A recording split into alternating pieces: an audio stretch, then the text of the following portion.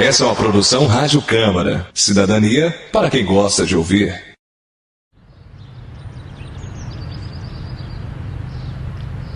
Imagine você em sua casa, em um dia tranquilo. De repente, é surpreendido por pessoas desconhecidas, falando um idioma estranho, invadindo seu espaço, pegando seus pertences e tomando-os para si. Agora imagine esses mesmos desconhecidos obrigando você e a sua família a falar a língua deles e a seguir também a religião deles, mesmo que a sua crença seja completamente diferente. Você acabou de se imaginar no cenário da chegada dos europeus ao continente americano por volta de 1500. Terra à vista! Terra à vista, venha, chegamos! Selvagens! Eu vou matar 10 de vocês para cada um de nós! Não teríamos feito o mesmo se eles desembarcassem na nossa terra. Acamparemos naquela ilha pela qual passamos. Agora, imagine um território fértil, vasto e rico em cultura, onde há séculos povos indígenas habitam e protegem uma história marcada pela resistência. Agora, visualize esse mesmo território sendo palco de um passado sombrio, manchado por conflitos e violência. Este território é o Vale do Mucuri. Bem-vindos ao Play na Câmara, seu espaço de diálogo e cidadania. Eu sou Daniele Crispim.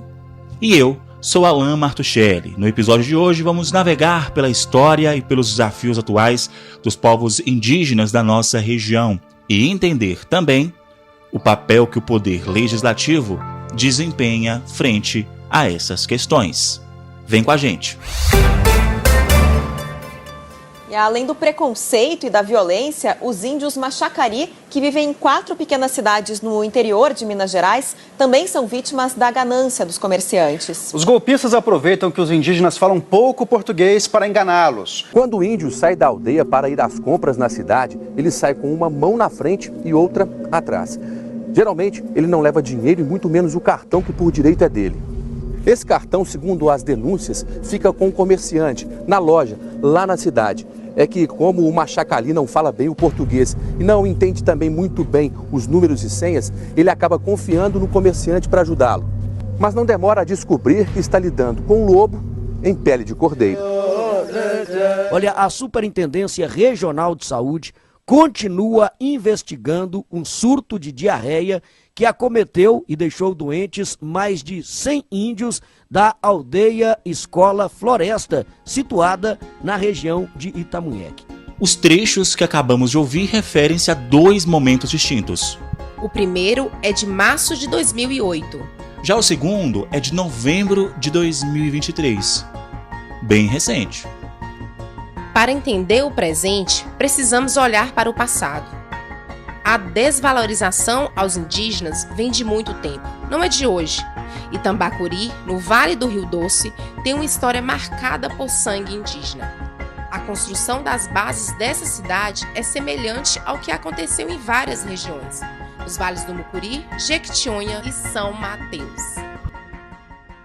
Por isso, convidamos o historiador professor Rafael, que traz uma importante reflexão para a gente, Dani, sobre os episódios dramáticos que marcaram a fundação da cidade de Itambacuri e que se reflete também a outras cidades aqui da nossa região. Professor, obrigado demais pela sua participação conosco, seja muito bem-vindo. Alô Alan, alô Dani, é um prazer participar do programa com vocês. Professor, historicamente, Itambacuri foi uma das cidades, na verdade, da nossa região construída sobre o sangue de indígenas e dos povos originários. Poderia explicar para a gente um pouquinho como é que foi esse processo de construção da cidade? O processo de catequese dos nativos das matas do Mucuri do Rio Doce teve início em Itambacuri com a chegada dos frades capuchinhos Frei Ângelo e Frei Serafim na tarde do dia 19 de fevereiro de 1873. Além da catequese, os frades capuchinhos tinham a missão de fundar uma cidade. Em Itambacuri foram catequizadas várias etnias, como os botocudos, os poxixás, os aranãs, os machacalis, os mucuris, os nanenuques entre uma vasta série de etnias indígenas que fizeram parte do nosso vasto caldeirão cultural. Além da catequese, foi incentivado o casamento entre índios e nacionais, que tinham o objetivo justamente de acabar com esse processo indígena no Brasil. Ou seja, a fundação da cidade está diretamente ligada à perseguição aos indígenas, certo? A cidade de Tambacuri surgiu pelo processo de catequização dos povos indígenas, que foram aqui aldeados, capturados nas matas do Mucuri do Rio Doce no final do século XIX. Professor, muito obrigado pela sua contribuição e até a próxima. Essa é a história da ocupação do território de Tambacuri pelos povos indígenas no final do século XIX e início do século XX. Espero ter contribuído com o conhecimento. Um abraço a todos. Quem entende e acompanha de perto o trabalho com os indígenas na aldeia Escola Floresta, na região da comunidade de Itamunheque, é a vereadora Eliane Moreira. Ela é assistente social e mestre em administração pública pela UFVJM. Vereadora, nosso muito obrigado por abrir um espaço na sua agenda para vir conversar conosco. Prazer é todo nosso, né, de ter esse momento de fala, de escuta, também de aprendizagem do nosso povo Machacali. E eu começo perguntando, vereadora, como que está hoje a comunidade Machacali? São duas aldeias, certo? Tem uma aqui e uma na região de Bertópolis, seria isso? Primeiramente, a gente precisa ressaltar que na nossa região, em Teófilo Otoni, sobre a nossa responsabilidade do nosso município, nós temos duas aldeias, que é uma em Topázio, a aldeia Cachoeirinho, e a aldeia de Itamunheque, que é a aldeia Escola Floresta. A de Topázio já tem mais alguns anos que já está na nossa região, na nossa cidade, né? E a de Escola Floresta, ela foi uma retomada, né? Que aconteceu aproximadamente 3 a 4 anos, né?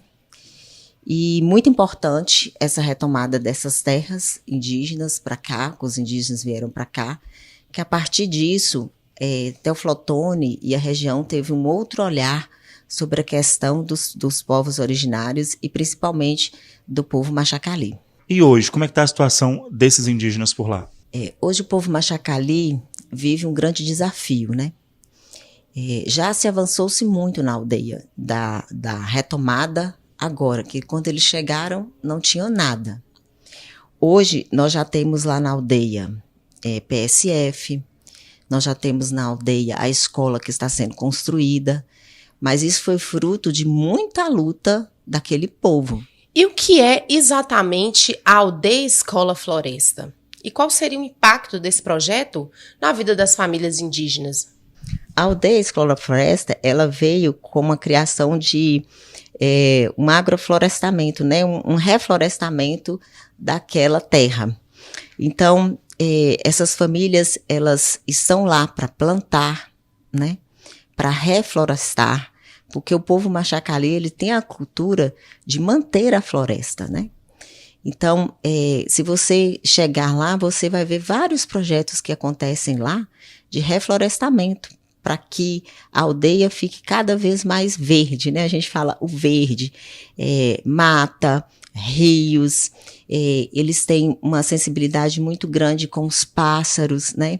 Então, o sentido da aldeia é a comunidade, né? Viver em comunidade e manter a mata. Né? Isso é muito importante, o reflorestamento, manter a mata. Isso é quase uma filosofia de vida deles também, né? Hoje são quantos que estão presentes na região de Itamunheque?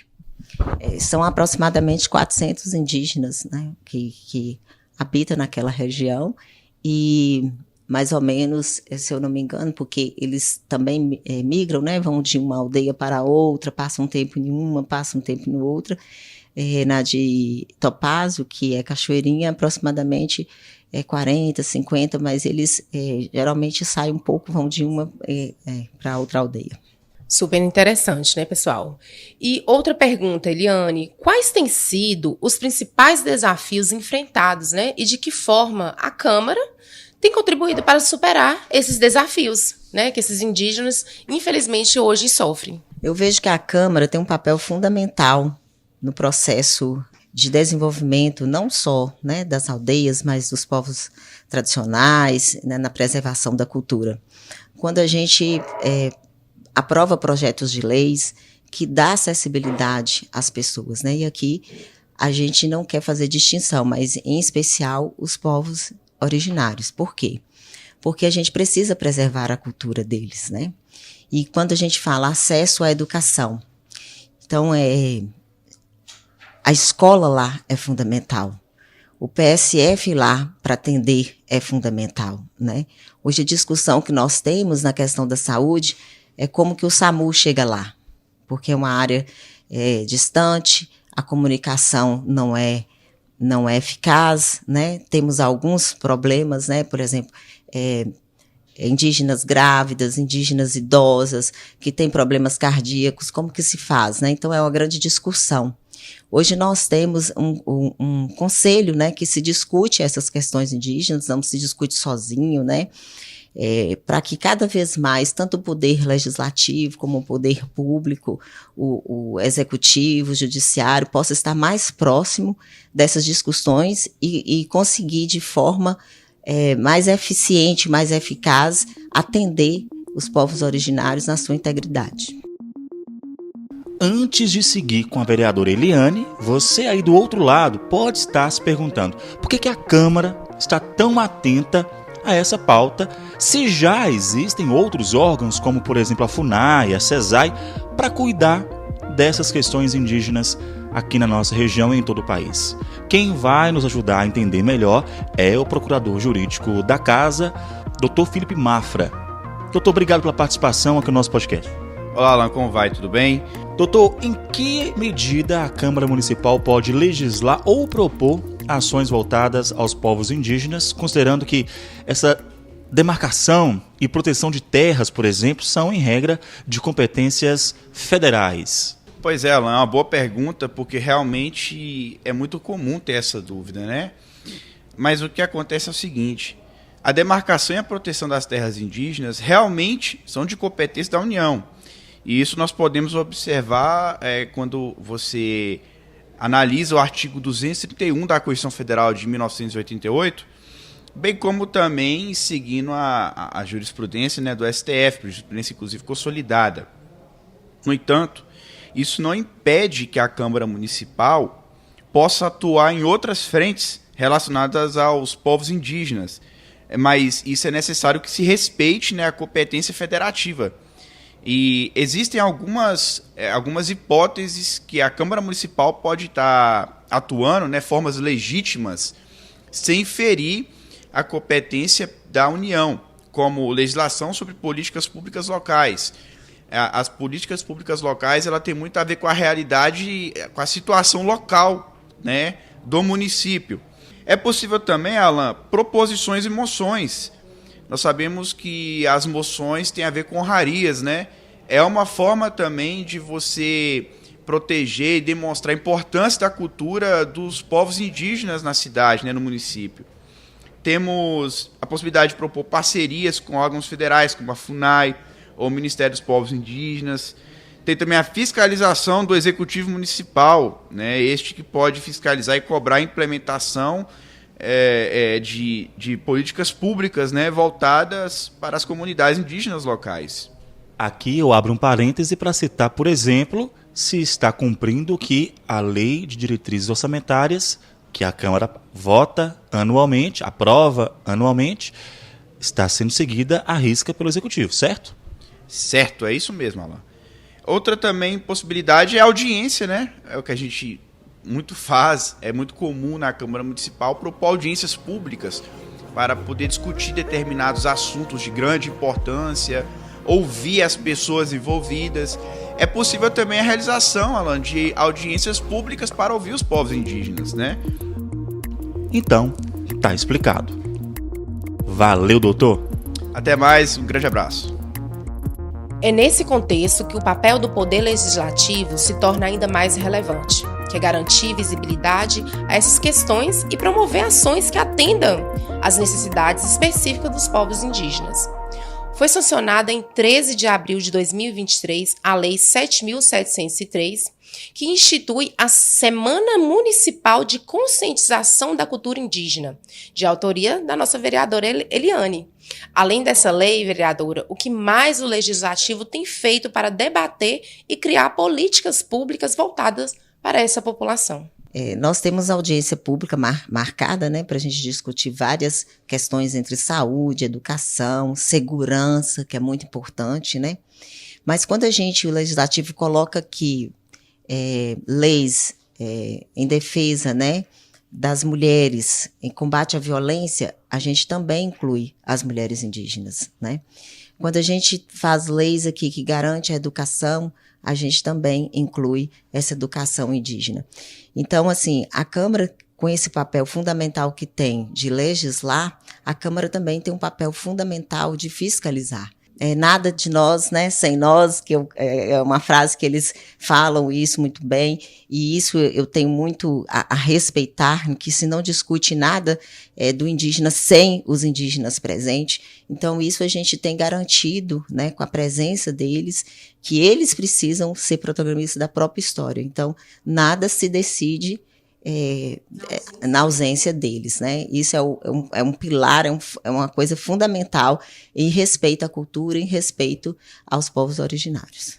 13 indígenas de Minas Gerais morreram vítimas de raiva humana no período de um mês. A Secretaria do Estado de Saúde investiga um 4º caso suspeito. Acabamos de ouvir um áudio sobre essa situação triste. A morte de indígenas por raiva humana aqui na nossa região. Isso repercutiu em todo o país entre 2022 e 2023. Vereadora, fazer saúde pública, só disse, já é um desafio enorme para a sociedade em geral. Agora imagino que quando falamos dos povos originários, o desafio seja ainda maior por uma série de questões. A questão cultural, acessibilidade, uma série de questões que dificulta a saúde pública chegar até eles também, né? Tem várias dificuldades. Até mesmo na questão da hospitalização, né? Porque a língua é diferente, né? Nós não temos ainda profissionais capacitados assim. Nós temos profissionais que têm boa vontade. Nós temos profissionais que têm um coração muito bom, que isso é muito importante para o atendimento, né, da população indígena, é o primeiro passo. Mas nós não temos profissionais ainda capacitados. Por isso, a gente quer fazer um projeto de lei para que a língua machacali seja introduzida, né, na educação, porque nós já temos aqui na nossa cidade 2 aldeias com um número expressivo na comunidade, né? A gente precisa desenvolver essa cultura, desenvolver essa língua, né? Para que outras pessoas possam aprender e que outras pessoas possam aprender e ser útil nessas situações da educação, da saúde, né? Então eu vejo assim, muitas vezes querem fazer uma consulta, depende de estar alguém que sabe a língua machacali, que possa fazer essa tradução, essa intermediação, né? Muitas vezes eu faço isso com muito prazer, né? Eu levo o meu celular, ligo para a Sueli na aldeia, eles ligam para mim, às vezes, à noite, quando um paciente indígena quer falar e eles não estão entendendo, às vezes não consegue falar com algum dos órgãos, né? Porque o funcionário público tem horário. Eles ligam para mim, eu vou na aldeia, eu vou lá, ligo no meu celular, ligo para alguém da aldeia, para agente comunitário da aldeia, ela conversa por vídeo e aí a gente passa para o médico ou para a enfermeira ou para a psicóloga que está fazendo aquele atendimento para fazer a tradução do que o indígena está falando naquele momento. A gente precisa avançar em relação a essa situação. Perfeito. Gente, realmente muito esclarecedor, né? Realmente precisamos avançar, como foi o que mais a vereadora Eliane nos disse aqui, não é mesmo, Alan? E, vereadora Eliane, nós agradecemos imensamente sua participação nesse episódio, tá? Nosso muito obrigada. Quero agradecer pelo convite e até a próxima. Muito obrigada. E a gente não poderia falar sobre eles sem ouvir eles. Por isso, nossa próxima convidada é a Sueli Machacali, doutora, professora e liderança indígena. Sueli, muito obrigada por aceitar o nosso convite. Oi, Alane. Oi, Dani. Baitecá. Sueli, como você enxerga os principais desafios enfrentados atualmente pelos povos indígenas do Vale do Mucuri, especialmente em relação ao acesso à saúde, à educação e à preservação cultural? Assim, eu me penso que eu fico muito feliz quando você me pergunta assim, porque eu sei que as pessoas, né, que a gente sabe que não está sozinho, né? Tem muitas pessoas que deixou geração para isso fortalecer nós.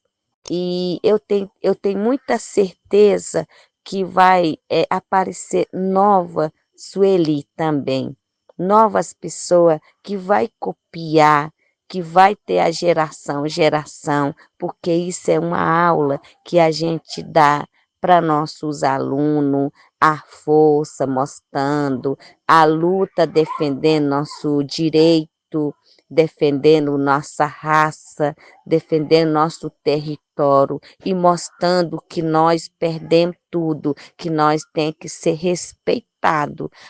O desafio, né, ele vem para mostrar que nós existe, nós, povo indígena, tá defendendo, nós estamos defendendo a causa, o que está na Constituição, o que está nosso direito, o que está a raça, a cultura, a pintura, o corpo, direito das mulheres, o respeito das mulheres, a raça dos povos indígenas, que é a pintura, né? A pintura, né? Ele traz toda a alma da nossa classe. Sueli, na sua visão, qual que deve ser o papel do poder público, especialmente, claro, a Câmara em si, na construção de políticas públicas que respeitem e, sobretudo, valorizem a identidade dos povos originários? Dentro da terra que vem o conhecimento, que vem a sabedoria, dentro do três poderes também, vem a sabedoria, vem o conhecimento da terra, do corpo, do espírito, da imagem, do cinema, de todos os conhecimentos, nós indígenas, os gays, os negros, de toda a classe média. Ele tem que ser respeitado. Por isso que eu falo, porque é o corpo que sente a dor. Sueli, muito obrigado por compartilhar conosco sua experiência e também sua sabedoria. É isso que eu queria dizer. Bye. E agora vamos para o nosso giro de notícias da Câmara nessa semana. A Câmara aprovou um requerimento de autoria do vereador Gabriel Guzmão, do PRTB. A proposição prevê a realização de uma audiência pública para discutir a viabilidade de implantação de uma creche na região central da cidade.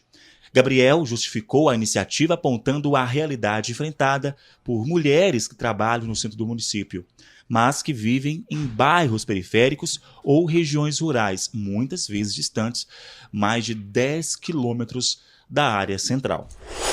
A Câmara Municipal completou 100 dias de nova legislatura com um balanço significativo de ações em Teoflotone. Entre as principais iniciativas, destaca-se a ampliação dos serviços oferecidos pelo Centro de Atendimento ao Cidadão, que já registrou mais de 400 atendimentos desde o início desse período. O presidente Euglênio Alves fez um pronunciamento na tribuna durante a 11ª reunião ordinária. A mensagem que eu deixo para todos os colegas na noite de hoje, celebrando esses 100 dias, nós precisamos de vereadores fortes para que a gente possa defender uma sociedade forte. Nós precisamos de vereadores atuantes para que a sociedade seja atuante. E essa Câmara Municipal tem buscado fazer discussões que, de fato, estão em discussão nas ruas, nos becos, na Praça Tiradentes. A Câmara pediu essa semana o cancelamento da fiscalização aos mototaxistas não credenciados, após uma reunião com representantes dos aplicativos de mobilidade urbana, mototaxistas e também aqueles vinculados a aplicativos para discutir essas regulamentações e também melhorias nas condições de trabalho da categoria. O encontro ocorreu no plenário da Casa Legislativa. Durante a reunião, o presidente Glênio Alves afirmou que a Câmara buscará estabelecer parâmetros que beneficiem tanto o trânsito quanto também os trabalhadores da categoria. Vamos ouvir. E eu entendo que a Câmara Municipal é o local onde a gente precisa fazer essa discussão importante aqui para a nossa cidade, a fim de que nós não permitamos que nenhuma iniciativa de trabalho seja obstruída aqui na nossa cidade, sobretudo de trabalhadores que precisam levar sustento para suas famílias e poder pagar suas contas, né? Eu entendo a situação em relação ao trânsito da nossa cidade, mas uma coisa não se confunde com a outra. A gente precisa educar, precisa conscientizar, precisa orientar e depois a gente precisa cobrar, né? E é isso, Dani. Obrigado pela sua parceria de sempre aqui com a gente. Alan, estamos juntinhos. E a você que nos acompanha, nosso muito obrigado por nos ouvir. Mais um episódio do Play na Câmara. Fique ligado nas nossas redes sociais para novidades e bastidores. E não se esqueça de seguir a Câmara também aqui no Spotify, se inscrever no nosso canal do YouTube, no YouTube Music, para sempre ser notificado quando um novo episódio for ao ar. Este podcast foi apresentado por mim, Alan Martuchelli. E por mim, Daniele Crispim. O suporte técnico é de Emerson Santos. Neste episódio, utilizamos áudios da TV Cultura, SBT News, Rádio 98 FM, TV Câmara de Teoflotone e do filme 1942, A Conquista do Paraíso, de 1992, e da minissérie portuguesa Vermelho Brasil, de 2014. A gente fica por aqui e até o próximo episódio. Valeu, tchau, tchau. Tchau, tchau.